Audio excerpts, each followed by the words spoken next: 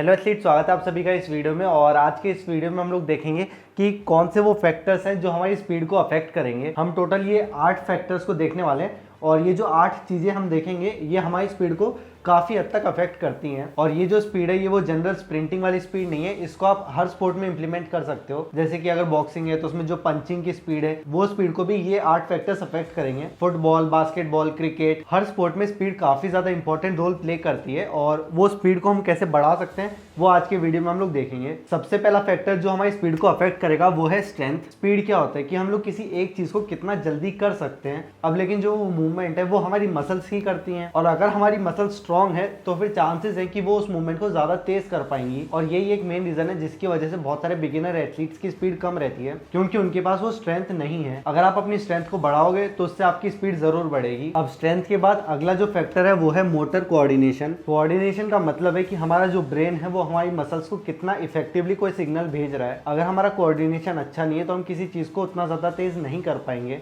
Simple सा example है कोई स्कूटी या बाइक चलाना। जब भी हम गाड़ी चलाना सीखते हैं तो उस टाइम पे हमारा कोऑर्डिनेशन उतना अच्छा नहीं होता है, जिसकी वजह से हमें थोड़ी सी प्रॉब्लम होती है। लेकिन जब हम लोग वो सिस्टम को समझ जाते हैं, मतलब क्लच को कैसे छोड़ना है, एक्सेलरेट कैसे करना है, तो उसके बाद हम लोग बाइक को अच्छे से चलाना सीख जाते हैं और फिर हम लोग उसको थोड़ा स्पीड में भी चला पाते हैं। सेम वैसे ही स्पोर्ट में है, अगर हमें कोई मूवमेंट अच्छे से करना नहीं आता है, हमारा कोऑर्डिनेशन अच्छा नहीं है, तो हम लोग उस चीज़ को फास्ट नहीं कर पाएंगे। एग्जाम्पल के लिए जो बॉडी बिल्डर या वेट लिफ्टर रहते हैं उनके अंदर अच्छी खासी स्ट्रेंथ रहती है, लेकिन फिर भी वो किसी फुटबॉलर के कंपैरिजन में बॉल को उतना ज़्यादा स्पीड में किक नहीं कर पाएंगे। वो इसलिए क्योंकि जो बॉडी बिल्डर है उसके अंदर उतना अच्छा कोऑर्डिनेशन नहीं है उस मूवमेंट के लिए। और जो ये मोटर कोऑर्डिनेशन है ये हर स्पोर्ट और हर इवेंट के लिए अलग होगा, तो इसलिए हमें कोशिश करना चाहिए कि हम हमारे कोऑर्डिनेशन को जितना हो सके उतना अच्छा करें, जिसके लिए हम लोग बहुत सारी अलग अलग तरह की ड्रिल्स कर सकते हैं। अब इसके बाद अगला पॉइंट है एबिलिटी टू रिलैक्स। इसका मतलब है कि आपके अंदर कितनी काबिलियत है अपनी मसल्स को रिलैक्स करने के लिए। अगर हम लोग रिलैक्स रह के अपनी मसल्स को कॉन्ट्रैक्ट नहीं कर पाएंगे तो फिर हमारी स्पीड भी अच्छी नहीं होगी।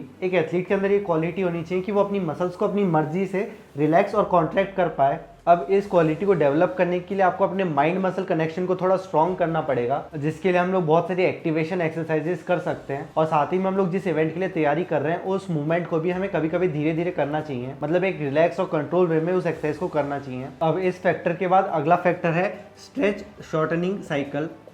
इसको शॉर्ट फॉर्म में लिख देते हैं SSC।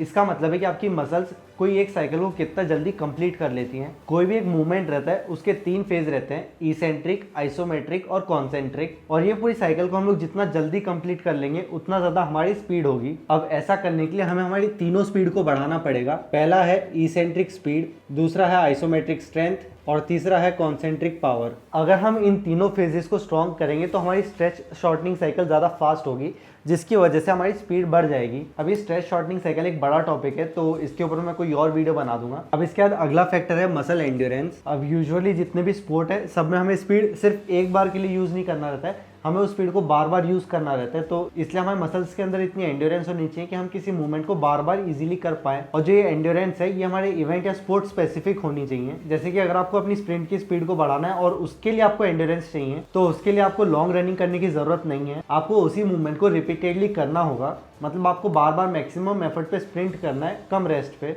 एग्जाम्पल के लिए बॉक्सिंग में भी जो एथलीट रहता है उसको बार बार पंच करना रहता है और जो पंचिंग वाला मूवमेंट है उसको भी एथलीट को स्पीड में करना है और उसके लिए भी एथलीट को मस्कुलर एंड्योरेंस की जरूरत है, क्योंकि उसे सिर्फ एक पंच नहीं करना, उसे बहुत सारे पंचेस करने हैं। तो क्या लॉन्ग रनिंग करने से उसकी ये वाली एंड्योरेंस बढ़ जाएगी? हमारे इवेंट में हमें जिस मूवमेंट में स्पीड चाहिए उसी मूवमेंट को आपको बार बार करना होगा। अगर एथलीट को बार बार पंच करना है तो उसे ट्रेनिंग में भी बार बार पंच करना होगा। ऐसा करने से ही उसकी मसल एंड्योरेंस सही तरीके में डेवलप होगी। अगर कोई एथलीट लॉन्ग जंप करता है तो उसे अपनी ट्रेनिंग में भी बहुत सारी जंप्स करनी होगी, तब जाके उसकी वो वाली एंड्योरेंस बढ़ेगी। अगर कोई वेट लिफ्टर है और उसे अपनी एंड्योरेंस को बढ़ाना है तो उसके लिए उसको दौड़ने की जरूरत नहीं है। उसके लिए जो मूवमेंट इंपॉर्टेंट है उसे उसी मूवमेंट को बार बार करना होगा। लाइट वेट से 30 से 40 स्नैच करने से उसकी एंड्योरेंस सही तरीके से डेवलप होगी। एंड्योरेंस का नाम सुनते ही हम सब दौड़ना भागना सोचने लग जाते हैं, जो कि गलत है। अब इसके बाद अगले 2 फैक्टर को हम लोग साथ में देखते हैं। ये है क्विकनेस और अगला है रिएक्टिव एबिलिटी। अब ये दोनों देखने में सुनने में काफी ज्यादा सिमिलर लग रहे हैं, लेकिन थोड़ा सा अंतर है। क्विकनेस का मतलब है कि आप कितना जल्दी रिस्पॉन्ड कर पा रहे हो। एग्जाम्पल के लिए जब कोई रेस होती है तो उसमें जो स्टार्टर है वो गन बजाता है, फिर वो गन की साउंड एथलीट के कानों में जाती है, फिर एथलीट का जो दिमाग है वो रिस्पॉन्ड करता है। मसल्स को ये सिग्नल भेजता है कि हाँ गन बज चुकी है, अब हमें दौड़ना स्टार्ट करना है। तो वो जो सिग्नल है वो हमें मिलने के बाद हमारा दिमाग हमारे मसल्स को कितना जल्दी वो सिग्नल भेज रहा है वो होगा क्विकनेस। जैसे फुटबॉल में अगर पेनाल्टी शूट आउट हो रहा है, उसमें एक प्लेयर ने फुटबॉल को किक किया, अब अगर बॉल किसी एक साइड जा रही है तो जो गोलकीपर है वो जज कर लेगा कि हाँ ये बॉल इस साइड आ रही है, और जब गोलकीपर देख लेगा कि हाँ बॉल इस साइड आ रही है तो उसका जो दिमाग है वो मसल्स को सिग्नल भेजेगा। तो वो जो सिग्नल है वो जितना ज्यादा फास्ट होगा उतनी ज्यादा हमारी स्पीड होगी। इसको हम लोग एक तरीके से रिएक्शन मान सकते हैं, मतलब हमारा रिएक्शन जितना अच्छा होगा हमारी स्पीड भी उतनी अच्छी होगी। जैसे कि अभी कुछ दिन पहले एकेडमी में एक छोटा सा बच्चा आया था, वो 10-11 साल का था,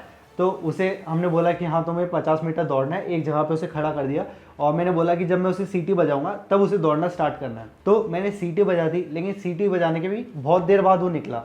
तो इसका मतलब है कि उसका रिएक्शन अच्छा नहीं है, और उसका रिएक्शन अच्छा नहीं है इसलिए उसकी स्पीड भी उतनी अच्छी नहीं है। अब इसके बाद जो रिएक्टिव एबिलिटी है, इसका मतलब है कि जब हमें वो सिग्नल मिल जाता है, मसल्स को सिग्नल मिल जाता है, उसके बाद वो कितना जल्दी रिएक्ट करना स्टार्ट करती हैं। जैसे कि किसी रेस में गन बज चुकी है तो गन बजने के बाद हमारा दिमाग हमारे मसल्स को तो सिग्नल भेज देगा, लेकिन अब वो मसल कितना जल्दी रिएक्ट कर रही है वो होगी हमारी रिएक्टिव एबिलिटी। अब इसके बाद एक और चीज़ है जो बहुत ज़्यादा अफेक्ट करेगी हमारी स्पीड को, और वो है एक्सटर्नल फैक्टर्स। इसका मतलब है कि हमारी स्पीड हमेशा हमारे ऊपर नहीं है, बहुत सारे एक्सटर्नल फैक्टर्स भी हमारी स्पीड को अफेक्ट करेंगे। जैसे कि अगर कोई रेस चल रही है और सामने से हवा आ रही है तो हम हमारी मैक्सिमम स्पीड पे नहीं दौड़ पाएंगे। अगर आप रात भर सोए नहीं हो, आपको नींद आ रही है, तो आपकी स्पीड भी अच्छी नहीं होगी। तो ये थे वो कुछ फैक्टर्स जो हमारी स्पीड को अफेक्ट करेंगे। वैसे और भी बहुत सारे फैक्टर्स होते हैं जो हमारी स्पीड को अफेक्ट करते हैं, लेकिन आज हमने ये 8 के बारे में बात करी है। अगर आपको ये वीडियो पसंद आया तो इसे लाइक कर देना, चैनल पर नए हो तो सब्सक्राइब कर देना ताकि आप ऐसी वीडियोस को मिस ना करो। अब हम अगले वीडियो में मिलेंगे, तब तक के लिए बाय बाय और आपके ट्रेनिंग के लिए ऑल द बेस्ट।